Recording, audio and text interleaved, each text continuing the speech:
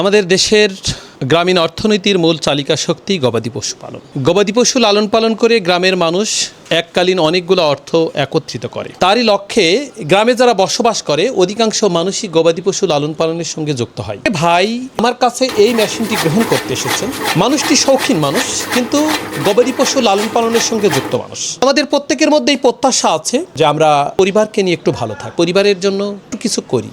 আমার পাশে যিনাকে দেখতে পাচ্ছেন উনি অন্য একটি ব্যবসা করেন, সেই ব্যবসার পাশাপাশি গবাদি পশুর একটি খামার গড়ে তুলেছেন। অর্থাৎ এইসব মানুষের হাত ধরেই আমাদের দেশের দুধ মাংসের চাহিদা পূরণ হচ্ছে। গবাদি পশু লালন পালনের সহজীকরণের স্বার্থে আধুনিক প্রযুক্তির ব্যবহার কিন্তু বেশ জোরে সোরে শুরু হয়েছে। এই মেশিনটি খড়ঘাস কাটার একটি ম্যানুয়াল মেশিন। আমাদের কাছে বহু রকম মেশিন রয়েছে, সেই মেশিনের মধ্যেখান থেকে ভাই ম্যানুয়াল মেশিনটি পছন্দ করেছেন।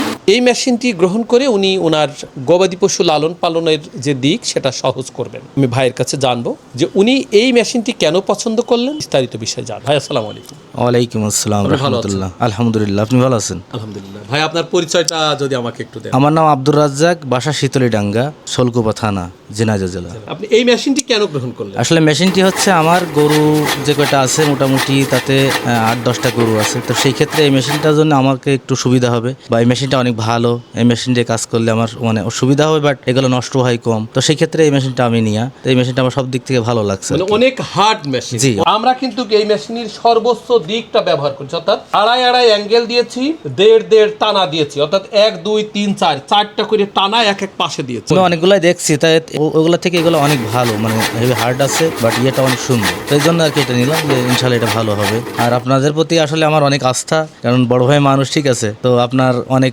শুনছি যে আপনার প্রশংসা অনেক আছে, তো ইনশাল্লাহ সব মিলাই আপনার প্রতি আমার একটা সেই বিশ্বাসটা আছে, ইনশাল্লাহ হয়তো অবশ্যই ভালো হবে।